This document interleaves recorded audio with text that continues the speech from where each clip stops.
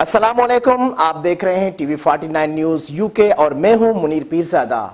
आइए आपको ले चलते हैं आज की खबर की जानिब। सऊदी अरब में जमीयत उलमा इस्लाम फे की जानिब से जद्दा रीजन के साबिक जनरल सेक्रेटरी इंजीनियर अब्दुल सबूर के एजाज में इस्तकबालिया तकरीब मुनक़िद की गई, जिसमें JUI के ओहदेदारान और मेंबरान ने शिरकत की। सऊदी दारुल हुकूमत रियाज में मुनक़िद होने वाली तकरीब में मुकर्रिरीन का कहना था कि क़याम पाकिस्तान के लिए उलमा किराम का बड़ा अहम किरदार रहा है और इस्तेहकाम पाकिस्तान के लिए भी उलमा किराम बड़ा अहम किरदार निभा रहे हैं और जमीयत उलमा इस्लाम फे मौलाना फजल रहमान की क़यादत में पाकिस्तान में दीन के फ़रोग़ के अलावा सियासी मैदान में भी सरगर्म अमल है और इससे और मुल्की निज़ाम को आइन के मुताबिक चलाने की जिद्दोजहद जारी रखे हुए है।